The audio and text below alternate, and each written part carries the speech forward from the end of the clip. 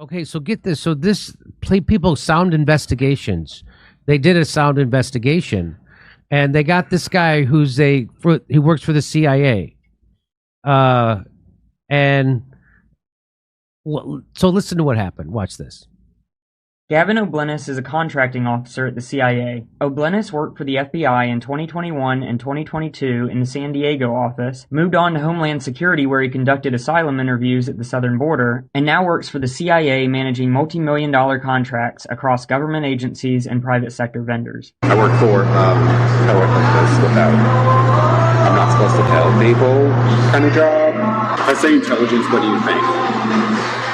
CIA? Yep. You work for the CIA? I do. Okay, well, move over Austin Powers. This guy probably is the single worst secret agent in the history of deep cover espionage. Jesus Christ. Did they accidentally swap his cyanide pill with sodium pentothal? Yeah, I hear he wrote the nuclear codes on the back of a napkin at the end. There's no chance that the guy you're talking to might have a secret camera, right?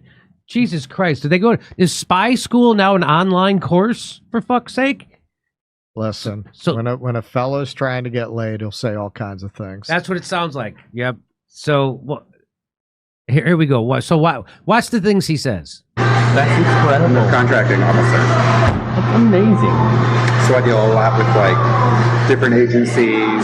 We're contracting with like Director of National Intelligence to do stuff. We do Navy, Army, any of them really. I just FBI. I used to work for the FBI, so they threw the FBI at me. They're like, "Here, you used to work there." Oh, I'm permanent.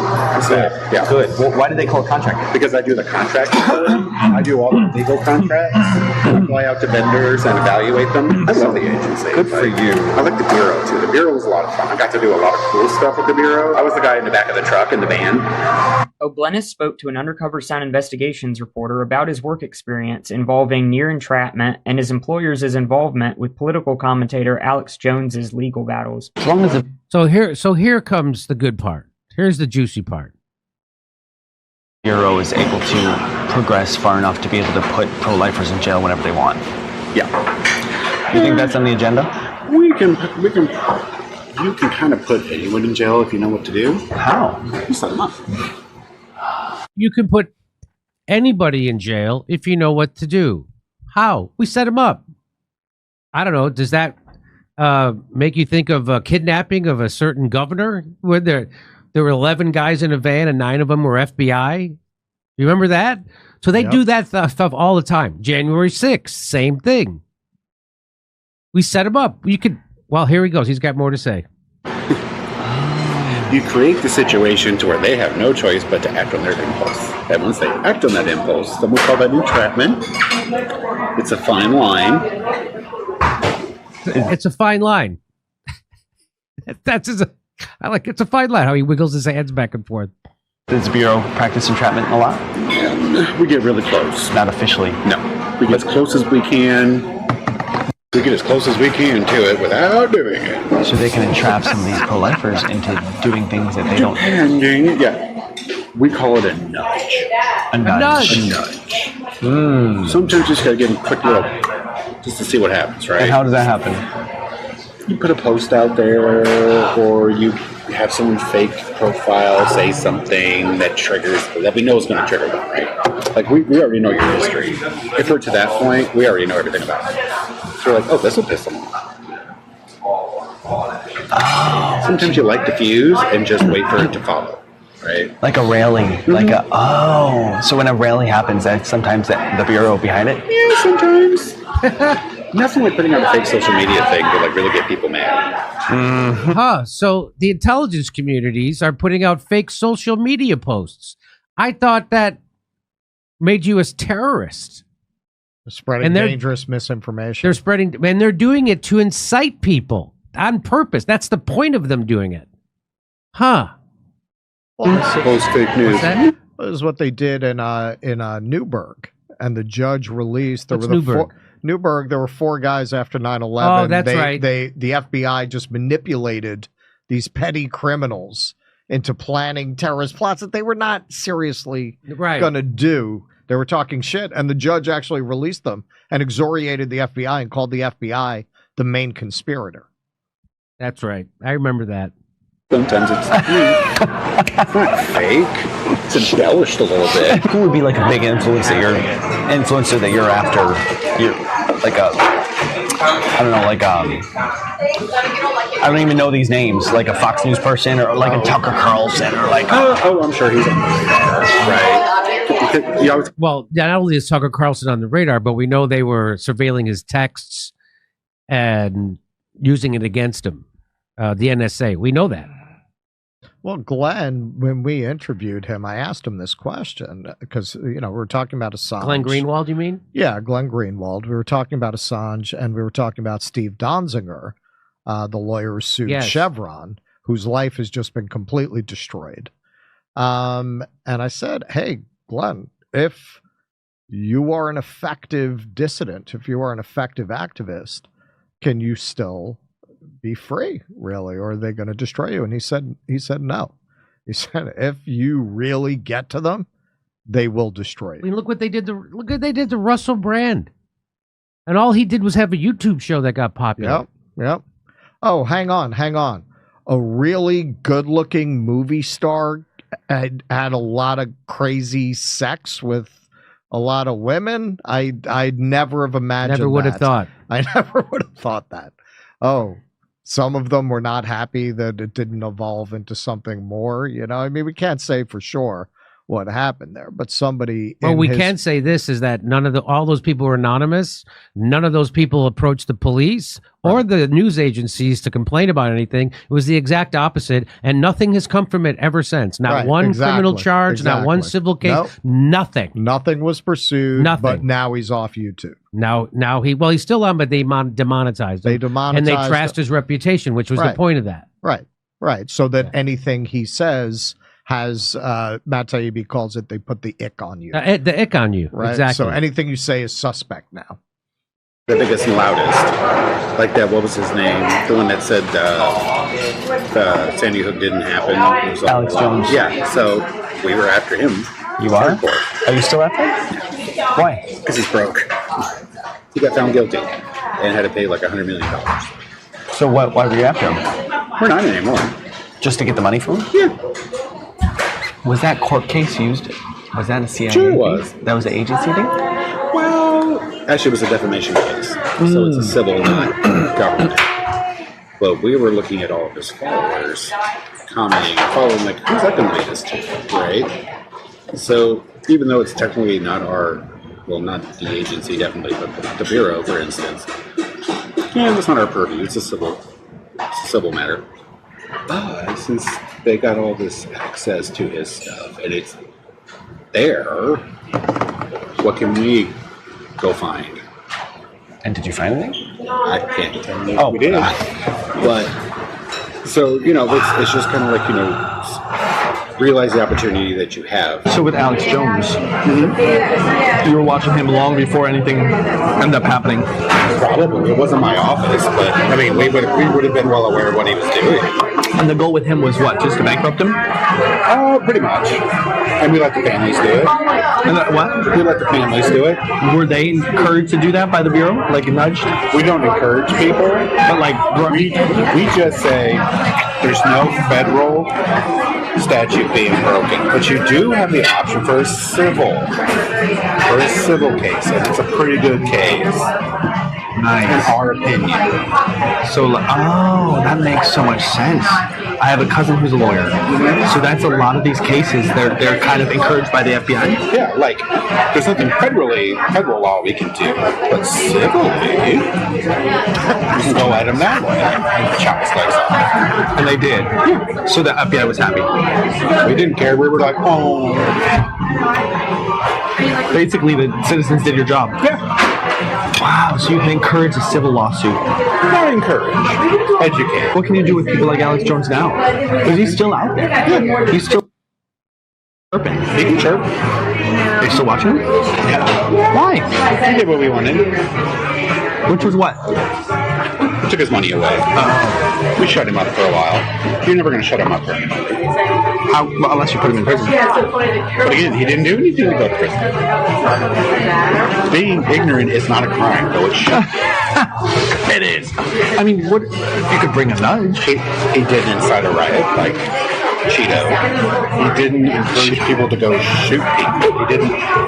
He didn't do anything. Additionally, Oblenus states that he knows and works with FBI agents who were undercover in the January 6th Capitol riot, estimating about 20 field agents were there undercover. While Oblenus notes that they were not involved in violence, this appears to be the first admission of undercover FBI agents in attendance. I thought you said that there were FBI agents in the crowd at J6. There always are when there's a big protest in D.C.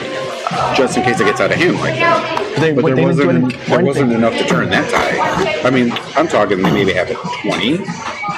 You needed 1,000 to get rid of that crowd. So they had like, that was just 20? Yeah, just to go through it. Well, I like how he pretends like the FBI were there trying to discourage the crowd. Okay. See what I can hear, that kind of thing. Wow. Definitely. They needed 1,000 at least. Well, and that's also Capitol Police jurisdiction. They're in charge. So why they didn't have more on hand, I don't know. The Bureau didn't really want people knowing that they were in the crowd. Mm-hmm. That would be overstepping their bounds. A little bit. Do people know that?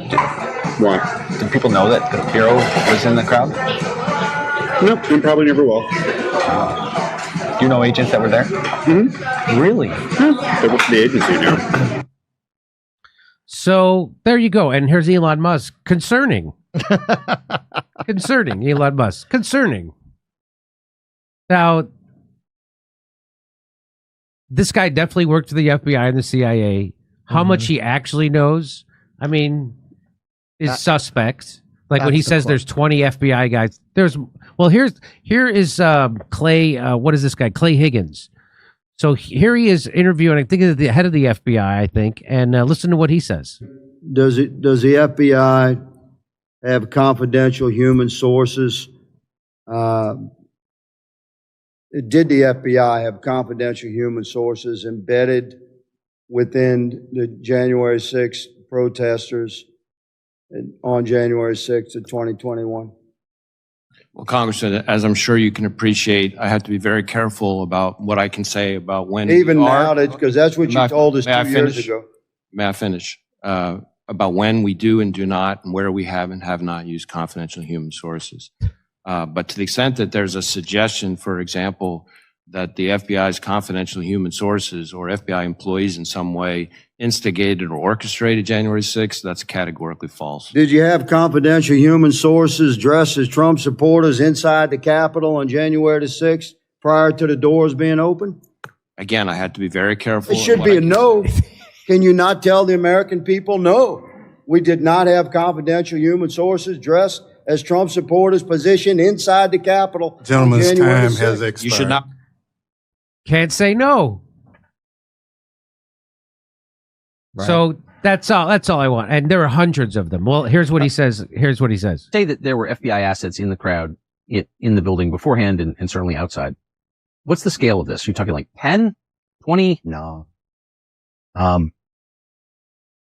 Based upon some very conservative, but like hard investigative effort, evaluation of the numbers from putting together eyewitnesses and videos and affidavit statement and whistleblower statements and court records that have been revealed through individual criminal cases where J6 defendants have been prosecuted and smart attorneys have forced admissions by the DOJ and the FBI, but those admissions have been sealed within the parameter of that criminal case by the judge, so I can't share them, but I've seen them. So real hard, objective, and conservative estimates would put the number of FBI assets in the crowd, outside, and working inside at well over 200. Over 200.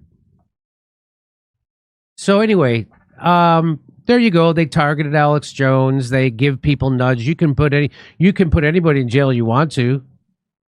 And he knows. So that guy might not be in a position to do any of those things. That guy who was talking, but he knows about them. He works with them.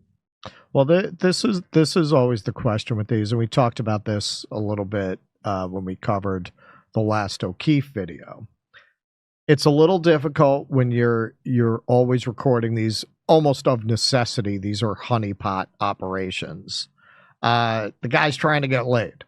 So how much is the guy bragging and inflating his own knowledge and his own insiderness?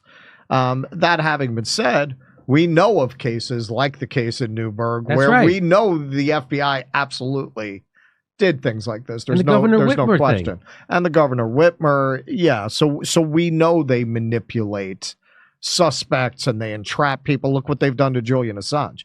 Yeah. So it's not even a question that they actually do this.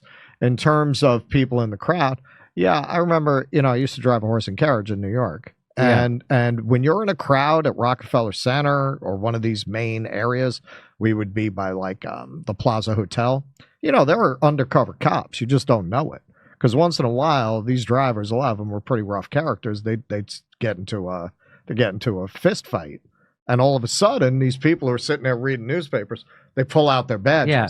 So you've got infiltrators around all the time, and people are just not aware of it. So yeah, I would say the 200 number is probably more accurate, but that guy seems a little more credible than the guy in the restaurant. Not that guy wasn't telling the truth, but he definitely also seemed like he's trying to get, trying to get a little nookie. These gay guys trying to get laid. They got the chatty Cathys. Yeah. Come see us on tour. We're going to be in Stroudsburg, Pennsylvania, Cortland, New York, Oakmont, Pennsylvania, El Paso, Texas, San Antonio, Texas, Vancouver, British Columbia. First show sold out. Denver, Colorado, Ashland, Virginia, Athens, Georgia, and Minneapolis. We're coming back to Minneapolis. If you couldn't get tickets last time, there'll be some available this time. We're doing 2 shows. Go to jimmydore.com for a link for all those tickets.